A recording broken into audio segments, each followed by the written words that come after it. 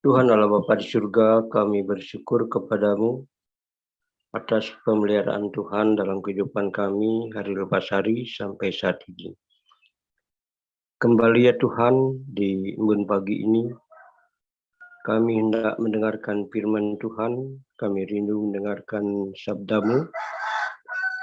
Untuk itu kami mohon Tuhan menolong kami untuk mendapatkan firman, baik kami yang ada di Zoom maupun yang ada di YouTube. Biarlah Tuhan memberkati kami dengan firman-Mu. Memberkati Pak Paul yang akan menyampaikan kebenaran firman Tuhan dan menolong kami untuk menyerap dan bertumbuh dalam iman oleh firman Tuhan. Terima kasih Tuhan, berfirmanlah kepada kami siap untuk mendengarkannya. Amin. Amin. Ya, terima kasih Pak Kayan. Silakan Bu Neliana. Baik, terima kasih Pak Mulia. Salam Pak Mulia. Shalom. Salam Mbak Desi. Salam Pastor Paul, Bu Ana. Salam Bapak Ibu semua yang hadir di Zoom dan di YouTube. Dan salam untuk saudara kami yang nonton kembali siaran kita hari ini. Puji Tuhan, kembali kita membaca firman Tuhan dari kitab Yoel 2 ayat 1 sampai 32. Demikian firman Tuhan. Tiuplah sangkakala di Sion, dan berteriaklah di gunungku yang kudus. Biarlah gemetar seluruh penduduk negeri, sebab hari Tuhan datang, sebab hari itu sudah dekat.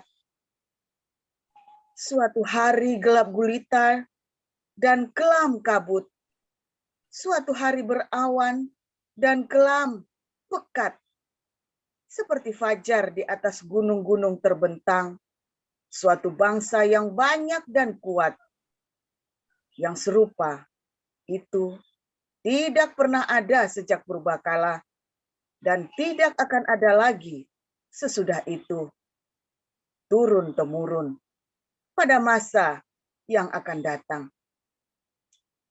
Di depannya api memakan habis, di belakangnya nyala api berkobar. Tanah di depannya seperti Taman Eden, tetapi di belakangnya padang gurun tandus, dan sama sekali tidak ada yang dapat luput. Rupanya seperti kuda, dan seperti kuda balapan mereka berlari. Seperti gemertaknya kereta-kereta. Mereka melompat-lompat di atas puncak gunung-gunung. Seperti gelitiknya nyala api yang memakan habis jerami. Seperti suatu bangsa yang kuat, teratur barisannya untuk berperang. Terhadapnya, bangsa-bangsa gemetar. Segala muka bertambah menjadi pucat pasi. Seperti pahlawan mereka berlari, seperti prajurit mereka naik tembok. Dan mereka masing-masing berjalan terus dengan tidak membelok dari jalannya. Mereka tidak berdesak-desakan. Mereka berjalan terus masing-masing di jalannya. Mereka menerobos pertahanan dengan tombak. Mereka tidak membiarkan barisannya terputus. Mereka menyerbu ke dalam kota. Mereka berlari ke atas tembok. Mereka memanjat ke dalam rumah-rumah. Mereka masuk melalui jendela-jendela seperti pencuri. Di depannya bumi gemetar. Langit bergoncang, matahari dan bulan menjadi gelap, dan bintang-bintang menghilangkan cahayanya. Dan Tuhan memperdengarkan suaranya di depan tentaranya. Pasukannya sangat banyak, dan pelaksana firman-Nya kuat. Betapa hebat dan sangat dahsyat hari Tuhan. Siapakah yang dapat menahannya? tetapi sekarang juga demikianlah firman Tuhan. Berbaliklah kepadaku dengan segenap hatimu, dengan berpuasa, dengan menangis, dan dengan mengaduh. Koyakkanlah hatimu dan jangan pakaimu. Berbaliklah kepada Tuhan Allahmu, sebab Ia pengasih dan penyayang, panjang sabar, dan berlimpah kasih setia. Dan Ia menyesal karena hukumannya. Siapa tahu, mungkin Ia mau berbalik dan menyesal, dan ditinggalkannya berkat menjadi korban sajian dan korban curahan bagi Tuhan Allahmu. Tiuplah sangkakala di Sion. Adakanlah puasa yang kudus. Maklumkanlah perkumpulan raya. Kumpulkanlah bangsa ini. Kuduskanlah jemaah. Himpunkanlah orang tua. Ulang. Himpunkanlah orang yang tua. Kumpulkanlah anak-anak, bahkan anak-anak yang menyusu. Baiklah, pengantin laki-laki keluar dari kamarnya, dan pengantin perempuan dari kamar tidurnya. Baiklah para imam, pelayan-pelayan Tuhan, menangis di antara balai depan dan mezbah, dan berkata, sayangilah, ya Tuhan, umat-Mu, dan janganlah biarkan milik-Mu sendiri menjadi celah, sehingga bangsa-bangsa menyindir kepada mereka. Mengapa orang berkata di antara bangsa, di mana Allah mereka? Tuhan menjadi cemburu karena tanahnya, dan Ia belas kasihan kepada umat-Nya. Tuhan menjawab, katanya, kepada umat-Nya, sesungguhnya Aku akan mengirim kepadamu gandum, anggur, dan minyak, dan kamu akan kenyang memakannya. Aku tidak akan menyerahkan kamu lagi menjadi celah di antara bangsa-bangsa. Yang datang dari utara itu akan kujauhkan daripadamu, dan akan kuusir ke suatu negeri kering dan tandus. Barisan mukanya ke laut timur, dan barisan belakang ke laut barat. Maka bau busuknya dan bau anyirnya akan naik, sebab ia telah melakukan perkara yang besar. Jangan takut, hai tanah, bersorak-soraklah dan bersukacitalah, sebab juga Tuhan telah melakukan perkara yang besar. Jangan takut, hai binatang-binatang di padang, sebab tanah gembalaan di padang gurun menghijau. Pohon menghasilkan buahnya, pohon ara dan pohon anggur memberi kekayaannya. Hai Bani Sion, bersorak-soraklah dan bersukacitalah karena Tuhan Allahmu, sebab telah diberikannya kepadamu hujan pada awal musim dengan adilnya, dan diturunkannya kepadamu hujan pada awal dan hujan pada akhir musim seperti dahulu. Tempat-tempat pengirikan menjadi penuh dengan gandum, dan tempat pemerasan kelimpahan anggur dan minyak. Aku akan memulihkan kepadamu tahun-tahun yang hasilnya dimakan habis oleh belalang pindahan, belalang pelompat, belalang pelahap, dan belalang pengerip. Tentaraku yang besar yang kukirim ke antara kamu. Maka kamu akan makan banyak-banyak dan menjadi kenyang. Dan kamu akan memuji-muji nama Tuhan Allahmu yang telah memperlakukan kamu dengan ajaib. Dan umatku tidak akan menjadi malu lagi untuk selama-lamanya. Kamu akan mengetahui bahwa aku ini ada di antara orang Israel, dan bahwa aku ini Tuhan adalah Allahmu, dan tidak ada yang lain. Dan umatku tidak akan menjadi malu lagi untuk selama-lamanya. Kemudian daripada itu akan terjadi bahwa aku akan mencurahkan rohku ke atas semua manusia. Maka anak-anakmu laki-laki dan perempuan akan bernubuat. Orang-orangmu yang tua akan mendapat mimpi. Teruna-terunamu akan mendapat penglihatan.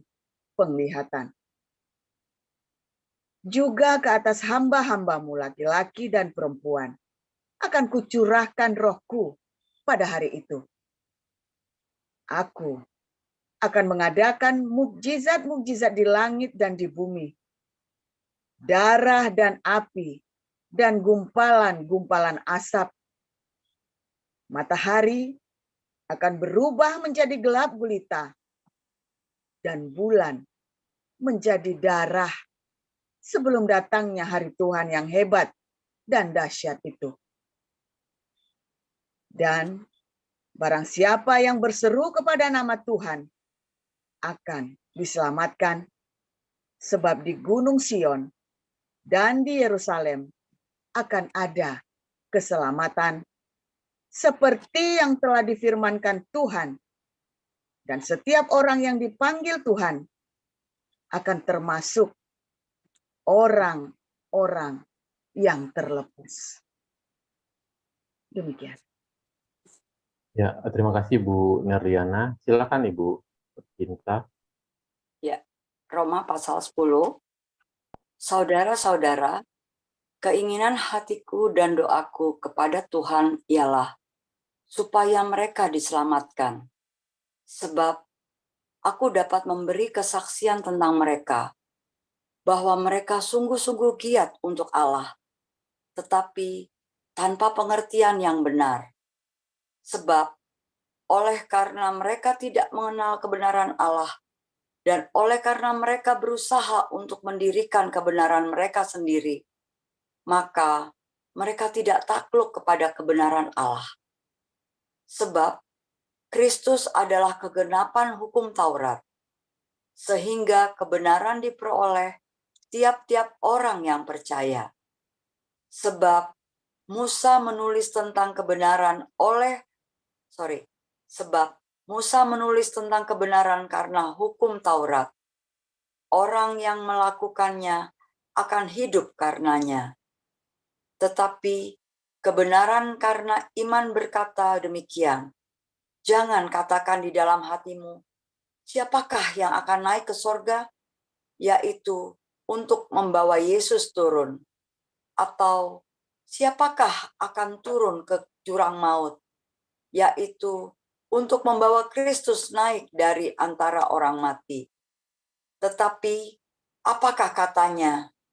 Ini, firman itu dekat kepadamu, yakni di dalam mulutmu dan di dalam hatimu. Itulah firman iman kami beritakan.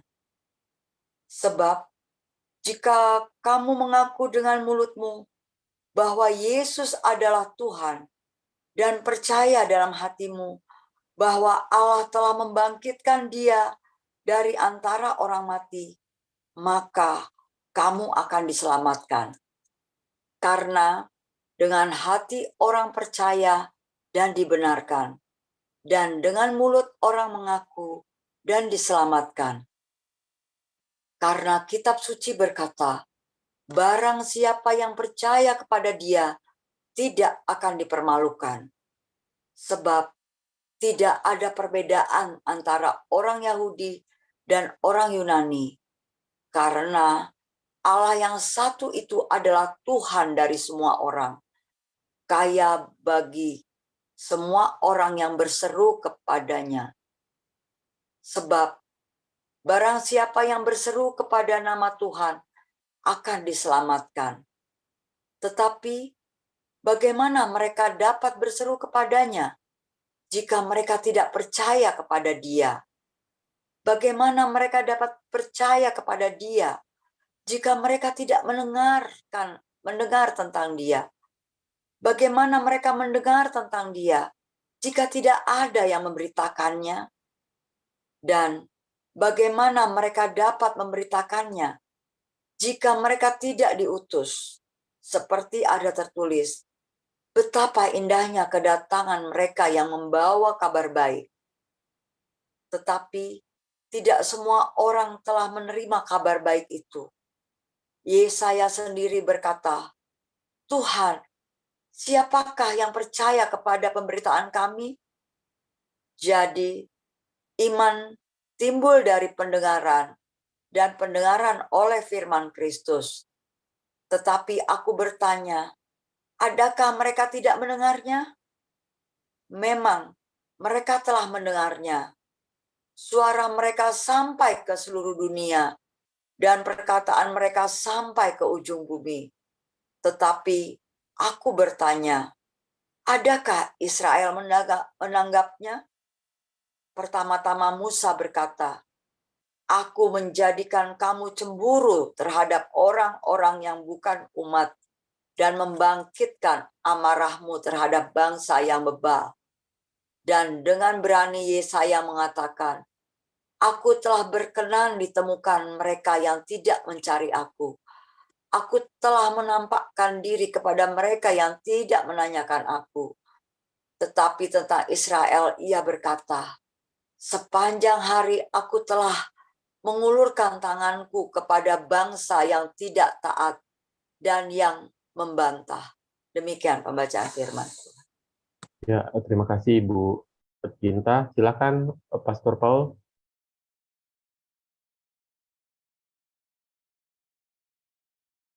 Ya, Pastor Paul.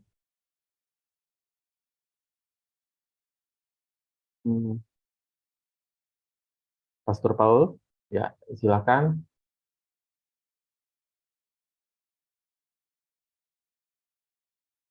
Iya. Oke, haleluya, luar biasa. Sebentar, saya pindah aja, nggak enak di sini duduknya. Tadi lagi ngecas, tolong ya, pindah.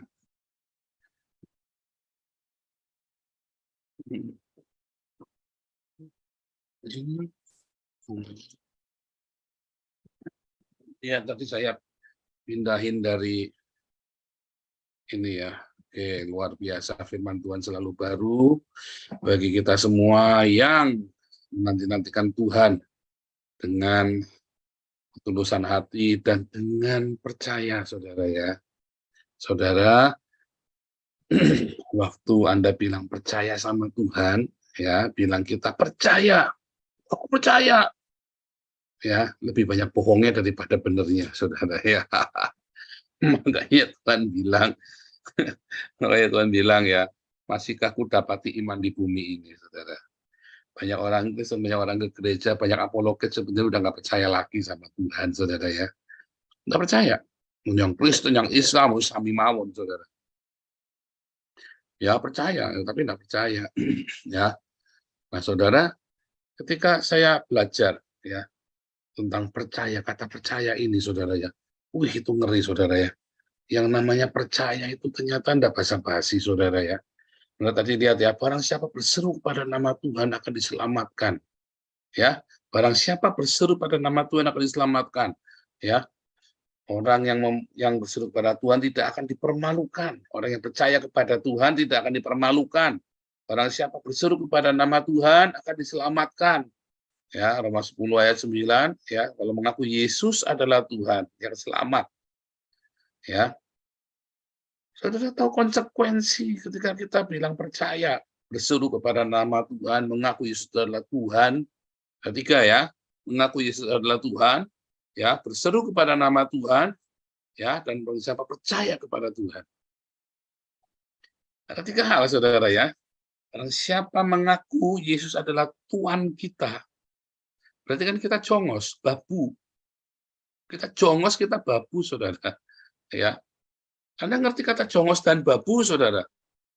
Kita pekerja, dia bos. Kita jongos dan babu, melakukan perintah dari bos kita. Ya, all out. Seorang jongos, seorang babu yang baik itu harus all out, saudara. Kalau Anda tahu ya pekerjaan ya yang dilakukan apa namanya bos Anda maunya apa, hatinya bosmu, ya, maka kamu akan menjadi hamba, menjadi jongos, menjadi babu yang baik, jongens ya, jongos jongens.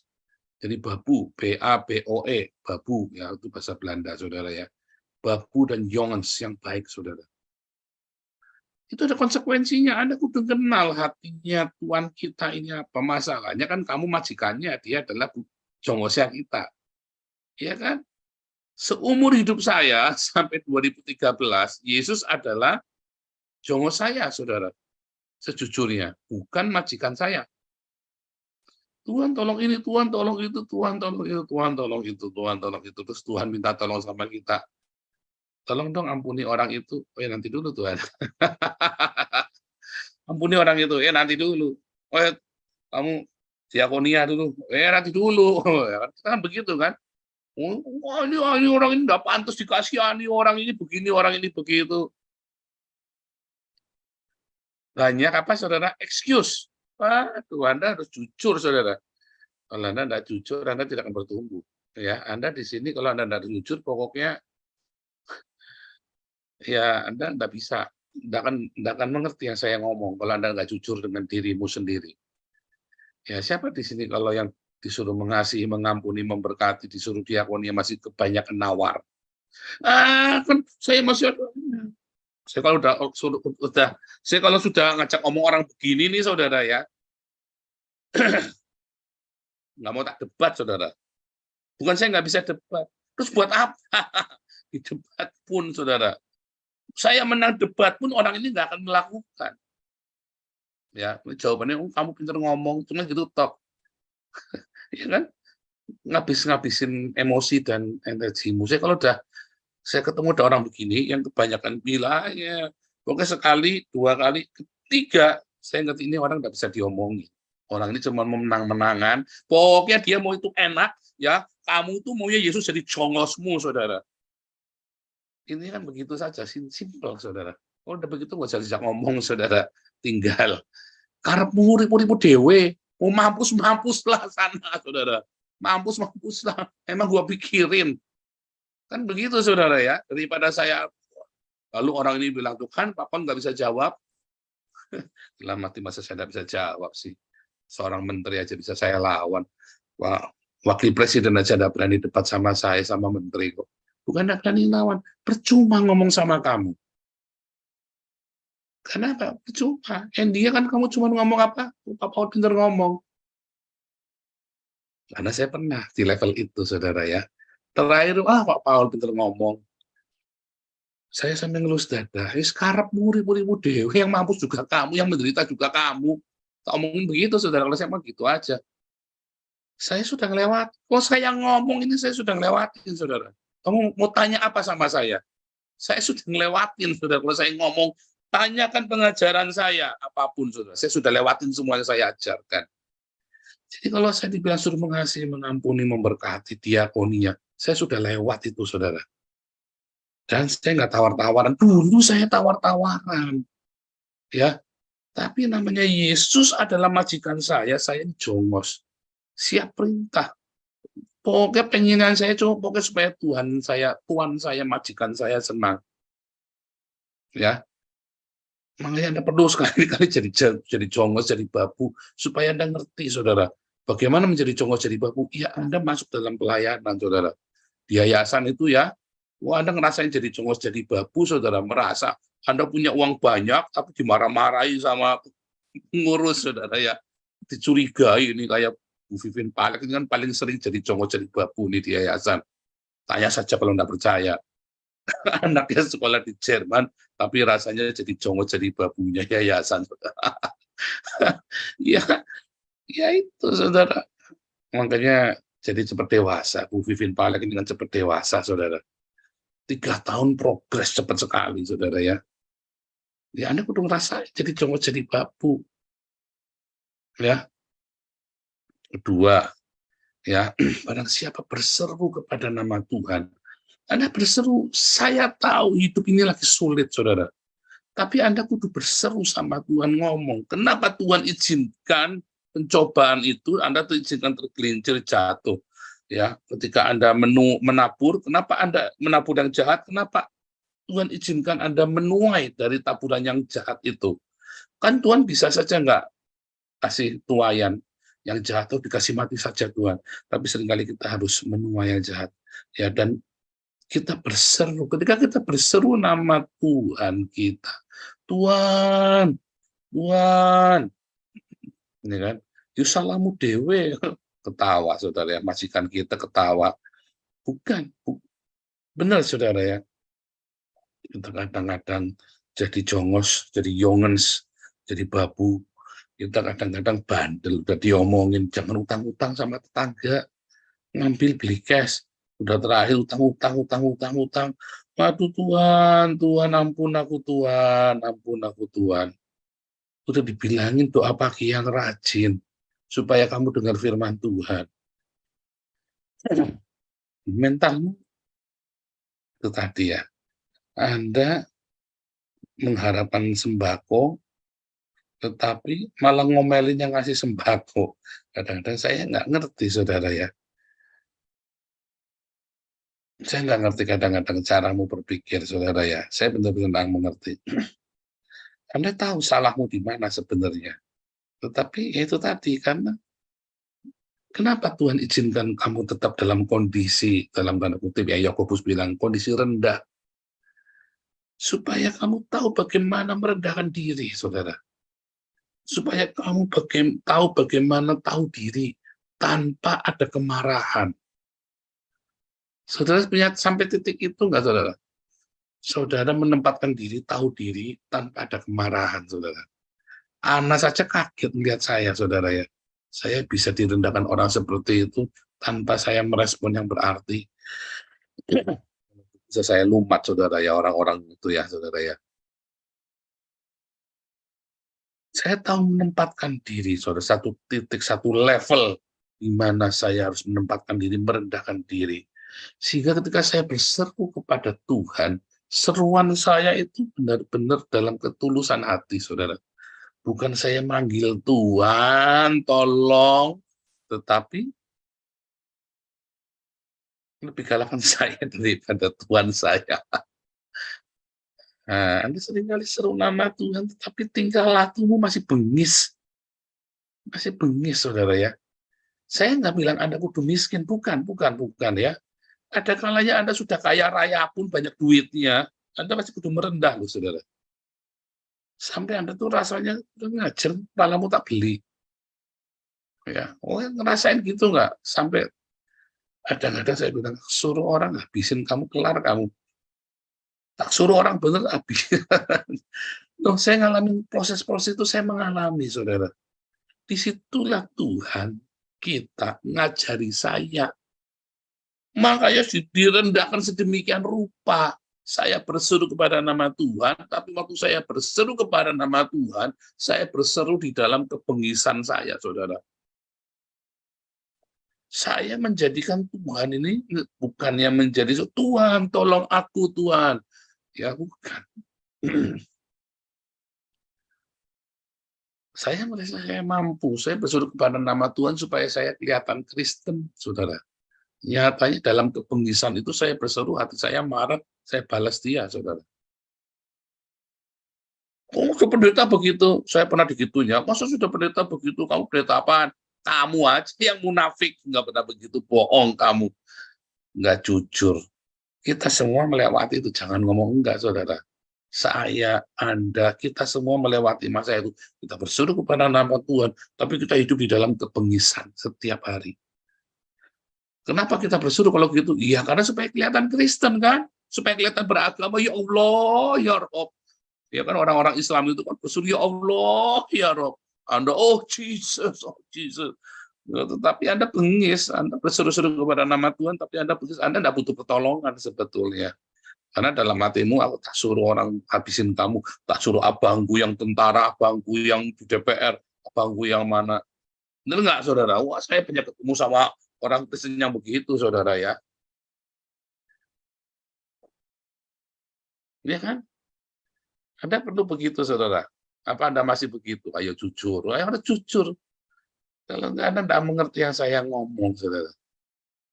Kalau Anda sudah jujur sampai titik itu, lalu bagaimana dong? Ya kalau kamu sudah bersuruh sama Tuhan, nggak usah panggil abang sana, abang sini, om sana, om sini. Nggak usah tutup semua telepon. Harapkan sama Tuhan, Tuhan, aku lagi dihina. Tuhan, aku lagi difitnah. Tuhan, aku lagi didolimi sama orang. Aku lagi diperlakukan nggak baik sama orang. Aku harus bagaimana? Pasti jawabnya apa? Kasih, ampun, diberkati. Pasti, tak jamin jawabannya itu, saudara. Enggak tuh, saya disuruh ini, tiba-tiba ada. Oh, ini berkat Tuhan, saudara ya. Tiba-tiba seorang jenderal nolongi saya. Itu bukan berkat Tuhan, saudara. Itu godaan dari iblis. Percaya nggak, saudara? Pertolongan Tuhan itu nggak perlu begitu. Nggak perlu seorang jenderal polisi datang. Nggak perlu seorang tentara dan bantu Anda. Tidak perlu seorang polisi. Nggak perlu, saudara. Pertolongan Tuhan itu nanti datangnya dengan cara apa, saudara? Ketika kamu melepaskan kasih itu, saudara. Ketika kamu melepaskan pengampunan itu. Pertolongan itu datangnya dari situ, saudara. Bukan karena ada orang ya. Makanya saya suka melarang para buser itu untuk belain saya kalau lagi saya dihina orang. Ya, supaya kalian juga melihat pertolongan dari Tuhan. Bukan karena kita masanya banyak. Lalu kalau saya lagi dipersekusi sama orang, lagi diapain orang, terus Anda ikutkan geruduk ke sana. Sampai Gilbert nuduh saya, mana si Pak Andrian Panjaitan itu ya, Jatuhan Nakal itu, katanya itu busernya saya ya. Saya bayar, ini si Paulus Sang ini bayar buser ini. Nah, itu nah, akhirnya kan Anda tidak melihat pertolongan Tuhan. Nah, tapi dengan lihat Tuhan ya, bukan kita mendoakan musuh-musuh kita jatuh, kita biarkan Tuhan yang bekerja, Tuhan yang berpacara. Karena barang siapa percaya, artinya kalau Anda sudah tahu berseru kepada nama Tuhan, Anda jangan ngandelin jenderal ini, jenderal itu, om sana, abang ini, mas itu. Karena barang siapa percaya pada Tuhan, kamu tidak akan dipermalukan. Dan kalau bilang percaya, itu ya percaya. Anda jangan pakai cara-cara yang aneh-aneh. Kita disuruh bekerja, ya percaya Pak, makanya saya tidak kerja Pak, bundulmu peang. Firman Tuhan suruh kerja. Kalau tidak kerja, jangan makan. Ya, makanya Anda kere terus. Anda berpikirnya bahwa Anda tidak perlu kerja. Ya, minta sembako saja.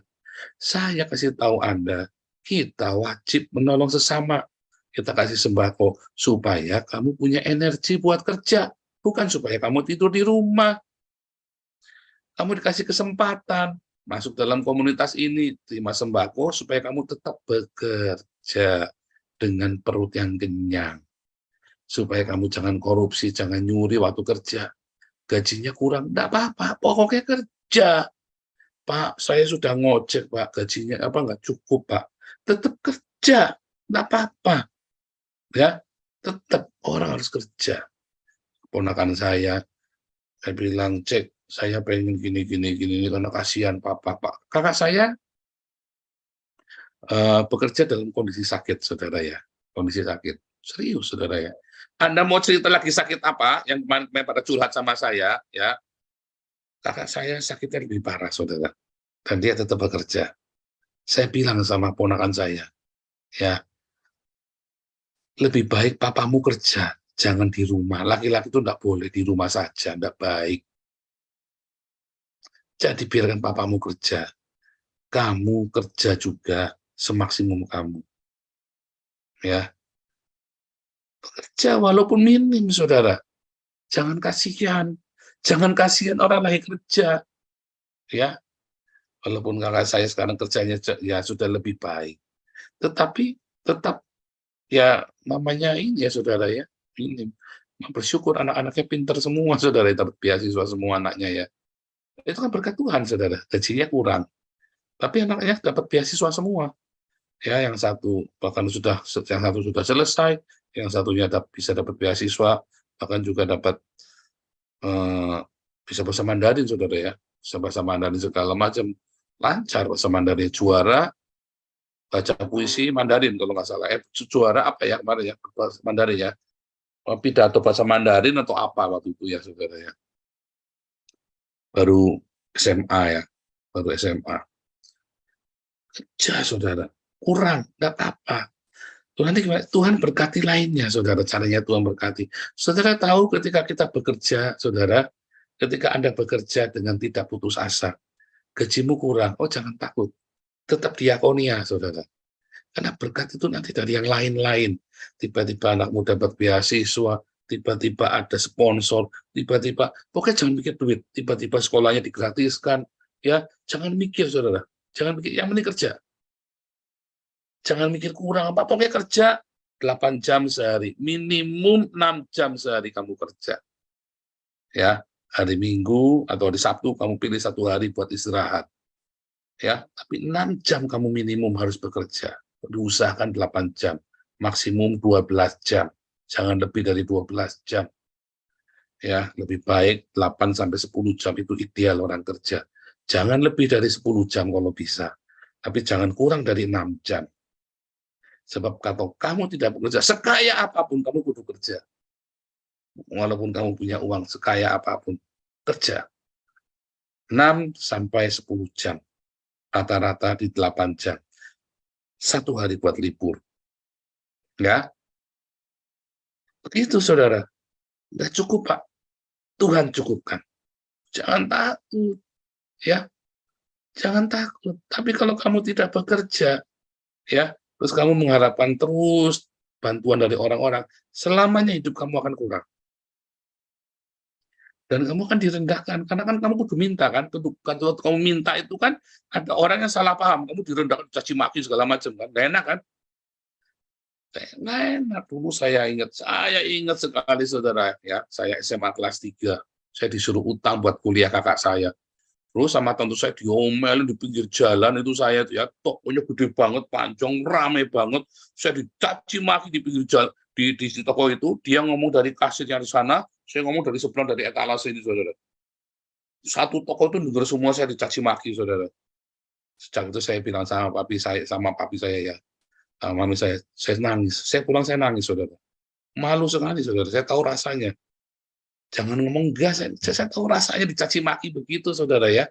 Saya bilang ya sama papi mami saya, jangan pernah saya suruh utang-utang buat yang beginian lagi.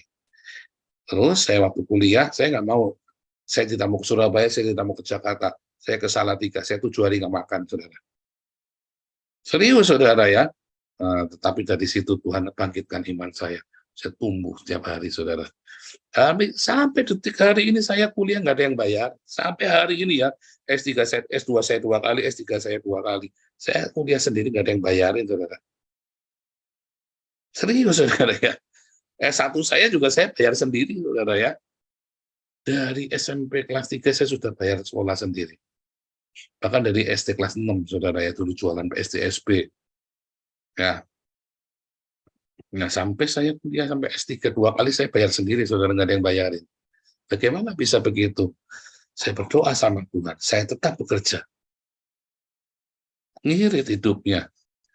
Ya, ngirit ya. Jangan apa-apa. Nah, itu tadi, saudara ya. Hidupnya bersahaja setiap hari, berdiakonia. Bekerja, gimana bisa? Ya bisa. Jangan ngomong enggak, karena saya punya iman. Saya percaya. Nah, waktu bilang percaya itu ya percaya. Ya, jangan utang-utang, saudara ya. Berani nggak begitu? Kalau nggak berani, Anda ya susah. Kurikat doang iman, saudara. Dan itu kemana-mana dampaknya itu. Kalau Anda bilang percaya, terus Anda lakukan, oh dampaknya kemana-mana. Demikian juga kalau Anda bilangnya percaya, tapi sebenarnya nggak percaya. Oh, itu juga dampaknya kemana-mana. Akhirnya Anda hidup dalam kepalsuan itu. Itu sebabnya banyak orang Kristen hidup dalam kepalsuan. Kelihatannya gereja, katanya percaya, tapi ya selingkuh, tapi ya katanya percaya, tapi ya utang sana sini, katanya percaya ya, tapi ya. Nah itu tadi ya, melakukan segala macam cara. bekerja itu wajib, karena firman Tuhan berkata, nggak kerja jangan makan. Ya, tapi selebih dari itu serahkan sama Tuhan pekerjaan kita. Kurang Pak, jangan berhenti. Yang salah ya, kesalahan banyak orang ketika kerja, ketika kurang terus dia berhenti, saudara. Saya waktu kerja di Salatiga dulu ya, saya jadi supir, saya jadi mandor di perkebunan di kayu itu ya, pengerjaan kayu saya pernah, saya ngelesin saya pernah. Kurang, tapi saya tetap kerja, saudara. Kurang, tapi saya tetap kerja. Capek, capek banget, saudara, banget. Udah kurang banget. Saat ketika saya kerja, otak saya mikir, saya tambah pintar, saudara. Ya, kurang, memang kurang. Anda pikir saya pertama kali kerja di Eropa pun cukup? Nggak cukup, saudara. Ya, bahkan saya bisa 10 jam sehari ya, sampai saya dihina-hina ya, kerjanya YouTube cuma cari donasi gini. Karena saya nggak pernah minta donasi. Ada yang pernah saya mintain donasi, saudara? Nggak pernah. Saya itu dari mengajar. Ya, jadi cuma 5 Pak HW itu yang pertama kali itu ya, angkatan kelima Pak HW itu ya. Cuman satu kelas cuma 8 orang. Waktu sama Pak HW itu cuma 8 orang tuh. Sempat 6 orang ya sama Pak HW itu. Sekarang kita satu kelas bisa 40 orang. Kita udah ya 45 orang. Kurang dulu. Sekarang kita ya kalau dibanding dengan Eropa saya miskin. Tetapi buat saya sudah melimpah banget. Buat saya udah kelimpahan banget, saudara ya. Buat saya. Ya, asal jangan beli yang merek-merek, jangan apa-apa kudu beli baru, saudara ya. Beli sofa ya beli bekas saja, ngapain baru, murah, beli apa-apa, saudara kan. Kenapa kita harus memaksakan diri naik upgrade asal ada makanan dan pakaian cukup? Nah, itulah masalahnya, saudara ya. Kurang tetap kerja, Anda jadi ojek kurang nggak apa-apa, jalanin. Sisanya nanti Tuhan yang berkati, saudara. Ya, apapun yang kamu kerjakan hari ini nikmati. Itu tandanya kamu percaya sama Tuhan. Ingat, balik lagi perjalanan dulu awal kita ya. Karena bekerja itu adalah perintah Tuhan. Ya, yang pertama kali diberikan kepada manusia. Lalu Anda mau langgar perintah itu. Tuhan bilang apa? Kuasailah bumi, takluklah. Kelolalah bumi, taklukkan. Suruh kerja untuk mengelola Taman Eden. Adam masuk Taman Eden, suruh mengelola taman itu. Ya kan? Suruh bekerja. Bekerja itu adalah sebuah ibadah. Pekerjaanmu itu adalah sebuah ibadah, saudara. Jadi jangan ibadahmu itu terus kamu hina-hina kerjaanmu. Makanya kalau kamu lagi kerja, ya, kamu jangan hina-hina bosmu, saudara. Jangan kamu kencingin periuk nasimu, karena itu ibadahmu. Ya, ketika kamu kerja itu jangan kencingin periuk nasimu, walaupun kamu tidak suka, tidak capek, ya bosmu tuh kurang beres apa-apa. Jangan pernah kamu hianati bosmu, jangan pernah kamu kencingi, jangan pernah kamu disitu korup atau apa segala macam. Bersih, saudara. Karena itu adalah ibadahmu. Ya, Tuhan akan berkati. Percaya kepada siapa memanggil nama Yesus sebagai Tuhan. Anda berseru kepada nama Tuhan, percaya. Ya, dan tetap bekerja. Anda berseru-seru pada Tuhan dan Anda bekerja. Ya, gundul peyang juga, saudara. Tuhan Yesus memberkati.